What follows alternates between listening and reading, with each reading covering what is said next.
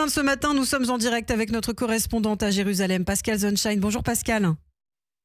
Bonjour Ilana. Merci Pascal d'être avec nous ce matin en direct d'Israël. Alors beaucoup d'informations et de bêtises, on peut le dire, ont circulé hier après l'interception de cette fameuse flottille pour Gaza où se trouvaient Rima Hassan et Greta Thunberg.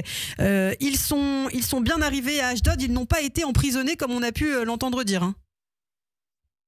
Apparemment, oui, j'ignore la teneur des bêtises qui ont pu être proférées sur ce qui s'est passé hier avec les 12 activistes de la flottille pro-Hamas qui, pour mémoire, ont été interceptés pacifiquement dans la nuit de dimanche à lundi par la marine de Tsahal.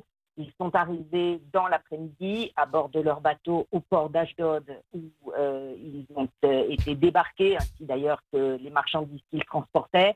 Ils sont arrivés hier soir à l'aéroport Ben Gurion et devraient être expulsés dans le courant de la matinée. Au préalable, chacun doit signer un engagement à quitter immédiatement le territoire israélien. S'ils refusent de signer, alors ils devront passer une procédure judiciaire express où ce sont les juges qui ordonneront leur expulsion immédiate. Donc peut-être quelques heures de décalage pour ceux qui refuseraient de signer. Pour l'instant, ça n'est pas encore le cas. Donc du point de vue d'Israël, cette procédure est quasiment terminée. À noter simplement que l'armée avait voulu présenter, sur ordre du ministre de la Défense, la projection du film sur les atrocités perpétrées par le Hamas lors de l'attaque du 7 octobre et que les activistes ont refusé de voir ce film. Alors en attendant, les opérations se poursuivent à Gaza. Le nombre de repas aussi, on sait que ça a été augmenté. Désormais, l'aide humanitaire peut passer. Est-ce qu'on a des infos, des chiffres, Pascal, là-dessus ? C'est toujours assez confus en ce qui concerne cette nouvelle procédure de distribution d'aide humanitaire. Il y a plusieurs centres, on le sait, qui ont été installés dans le sud et le centre de l'enclave côtière. Parfois aussi, maintenant, le GHF, la Fondation humanitaire pour Gaza, distribue directement à partir de camions les colis de repas directement à la population pour lui éviter justement trop de déplacements qui, on l'a vu, peuvent se révéler extrêmement périlleux. On en est en tout cas apparemment à au moins 11 millions de repas qui ont été distribués au cours de ces 2 dernières semaines à la population de Gaza. Alors le reste de l'actualité, par ailleurs, c'était hier soir le porte-parole de Tsahal en langue arabe qui a publié un ordre d'évacuation pour 3 ports maritimes au Yémen, Pascal.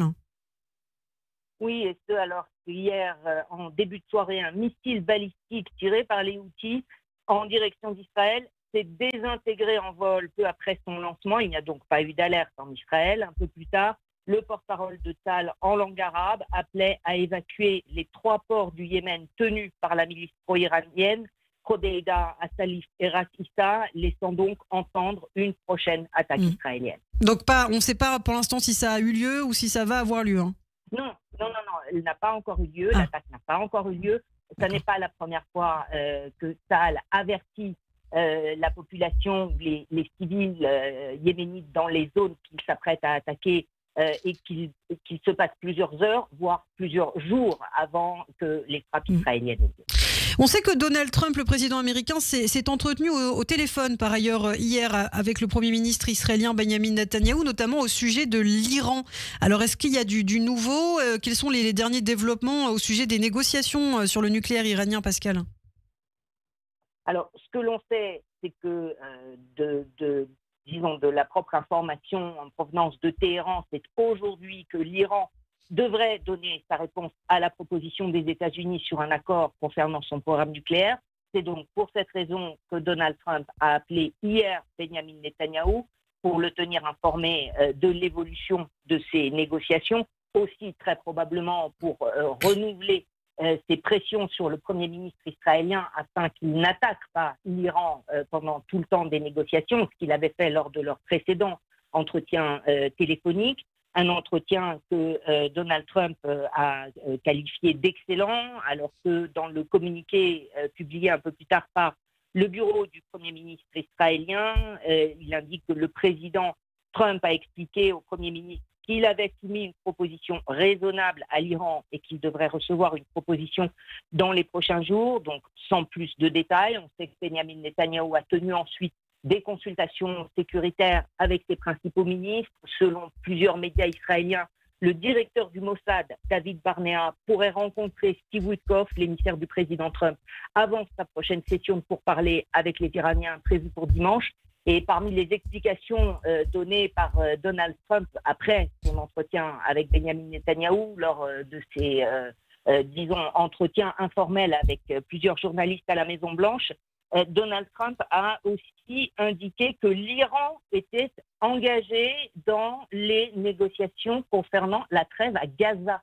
Sans plus de détails, une information effectivement qui a surpris en Israël. On ne comprend pas très bien ce que le président américain a voulu dire, peut-être essayer de lier le règlement de la situation à Gaza à son accord nucléaire, dans toujours son optique de stabiliser l'ensemble de la région.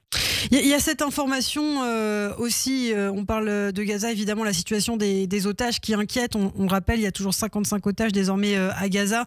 La famille de Matan Engres qui a autorisé la diffusion de la vidéo de son enlèvement. Pascal, c'est important, on en parle en Israël ?